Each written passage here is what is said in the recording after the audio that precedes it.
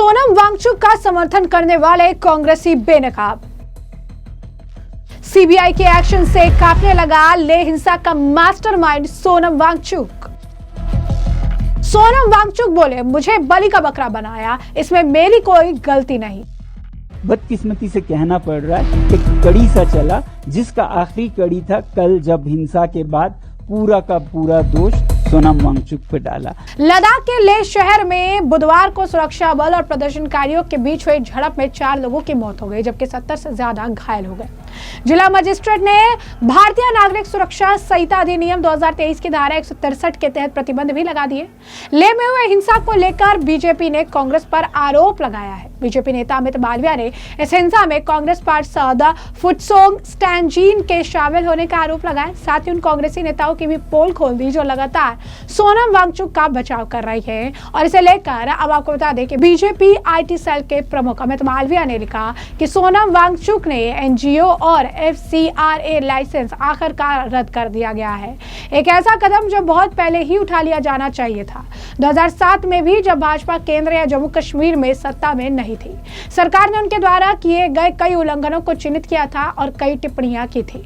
Record खुद ही सब कुछ बयां कर रही हैं और जो रिकॉर्ड उन्होंने साझा किया है उसमें साफ तौर पर वो बातें लिखी है जिनको लेकर कांग्रेस के समय में उन पर एक्शन लिया गया था। यूपीए सरकार ने 2007 में आपको बता दें कि सोनम वांगचुक पर कुछ आरोप लगाए थे, जिन आरोपों को लेकर आज वो बीजेपी पर ही सवाल उठा रही है।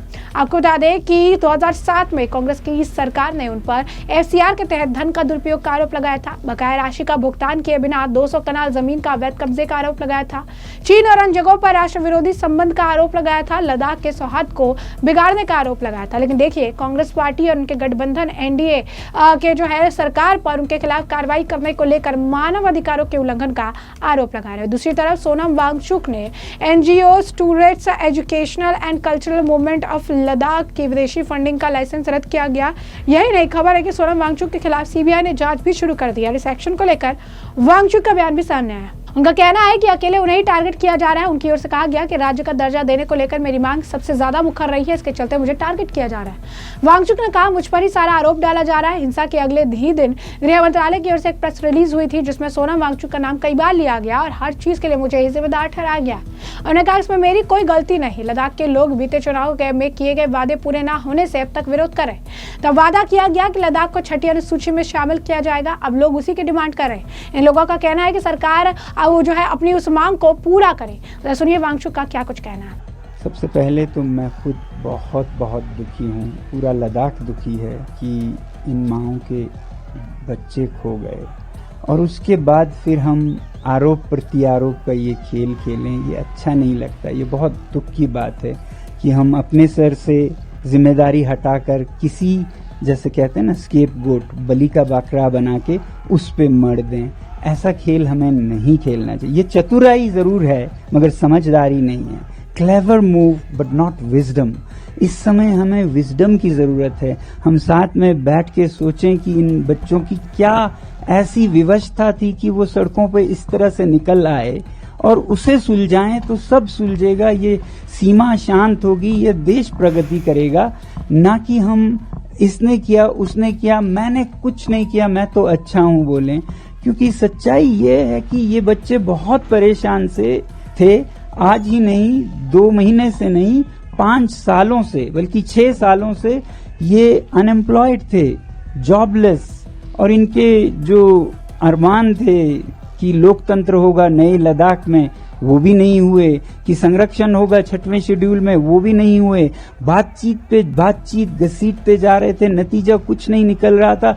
अब मुझ पे दोष देने लगे थे यही युवा कि आपका शांति का पथ किसी काम का नहीं है। अपनी शांति आप अपने साथ, एक मिनट, आप अपनी शांति का पथ अपने साथ रखिएगा, हम अपने हाथ में लेंगे।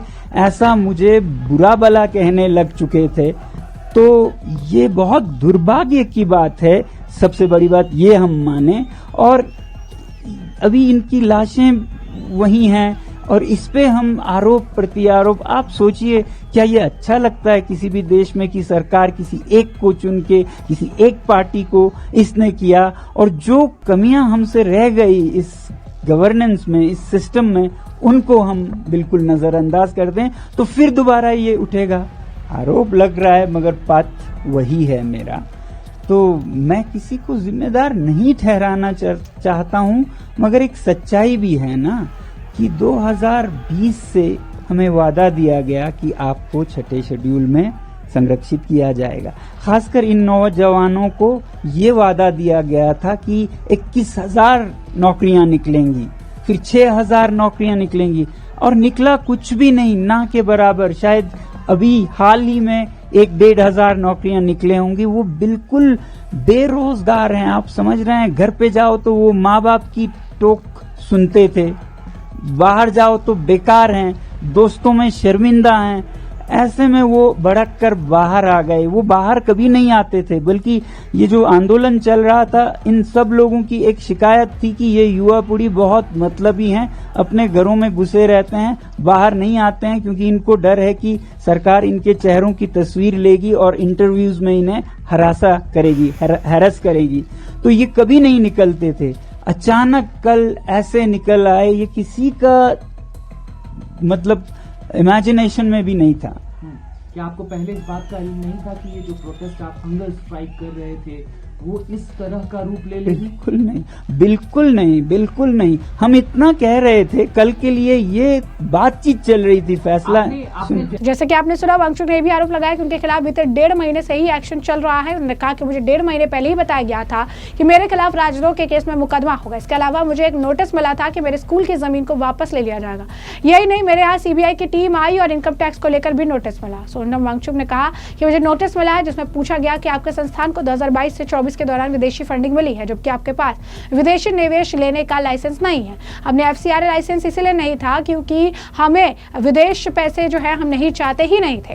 विदेशी फंडिंग लेने की बात से साफ इनकार किया। कहा कि संयुक्त राष्ट्र संघ हमारे सोलर के बारे में जानकारी चाहता था जिसका अफगानिस्तान में इस्तेमाल किया जा सके, उसकी ओर से इसकी फीस दी गई है। इसके अलावा इटली और स्विट्जरलैंड से भी आर्टिफिशियल इंटेलिजेंस को लेकर हमसे जानकारी मांगी गई थी। हमने वो जानकारी दी तो बदले में वो नॉलेज फीस मिली है। इसे विदेशी फंडिंग कहना गलत है, बल्कि ये तो नॉलेज फीस है। जरा सुनिए क्या कुछ उनका और कहना है। खुद अपनी जेब से विद्यालय को 1-1 करोड़ साल का देते हैं, अब उसका क्या इनाम देंगे वो, ये मैं नहीं पूछना चाहूंगा। इनकम टैक्स के समन्स आ रहे हैं, उन्हें ये नहीं पता है कि लद्दाख क्षेत्र में कोई टैक्स नहीं देता है, टैक्स माफ है यहाँ, फिर भी एक आदमी देता है, वो मैं हूं। क्योंकि मैं अपना दायित्व समझता हूं और मैं दे सकता हूं, तो बिना जरूरत के टैक्स देता हूं। कितने लोग हैं भारत में जो बिना मांगे टैक्स देते हो, उस पर इनकम टैक्स के संबंध मानो ये कह रहे हैं कि आपने क्यों टैक्स दिया। तो ये विच हंटिंग का एक, बदकिस्मती से कहना पड़ रहा है, एक कड़ी सा चला, जिसका आखिरी कड़ी था कल जब हिंसा के बाद पूरा का पूरा दोष सोनम वांगचुक पे डाला। मुझे वैसे भी ऐसे खबरें आती गई बहुत अच्छे सूत्रों से कि आपके खिलाफ पब्लिक सेफ्टी एक्ट का केस बनाया जा रहा है ताकि आपको 2 साल के लिए बिना जांच के, बिना बेल के जेल भेजा जा सके। आपको डर है कि ये बात नहीं? बिल्कुल डर नहीं है, मैं बिल्कुल इंतजार कर रहा हूं। बल्कि मैं ये सोचता हूं कि देंगे पुलिस को क्या है आपको गिरफ्तार? बिल्कुल देंगे, क्यों नहीं देंगे। जब वो चाहें हमें गिरफ्तार कर सकता है। मैं सोचता हूं कि मेरे जेल में होना देश को ज्यादा जगाएगा मेरे बाहर होने से, क्योंकि देश नजारा देखेगा। जो आदमी देश विदेश से भारत के लिए मैग्सेसे से लेके रोलेक्स अवार्ड से लेके TCO पुरस्कार लाता है, 8 तो यूनिवर्सिटीज के ऑनररी डॉक्टरेट्स लाता है, देश का नाम ऊंचा करता है, यहाँ के ज्ञान को निर्यात करता है, और चीन जैसे देशों के खिलाफ बायकॉट चाइनीज प्रोडक्ट्स का मुहिम चलाता है, जो आगे ले जाके सरकार भी उसे आगे बढ़ाती है। उसी आदमी को हम आज ऐसे दोषों में जेल डाल रहे हैं। ये नज़ारा जब वो देखेंगे तब वो समझेंगे कि आज देश कैसे चल रहा है। तो इसलिए मैं सोचता हूँ मेरी देश सेवा की यही एक आखिरी कड़ी रह गई। जैसे गई ये कहना गलत होगा। उनकी कोशिश है कि देश को ऐसे दर्शाएं और वो इसमें छुप जाएं। ये कोशिश है। देश के लोग इतने बेवकूफ नहीं हैं। आप समझ सकते हैं कि देश के लोग इतने नहीं हैं कि जो उनको खिलाया जाए वो पी जाएं, खा जाएं।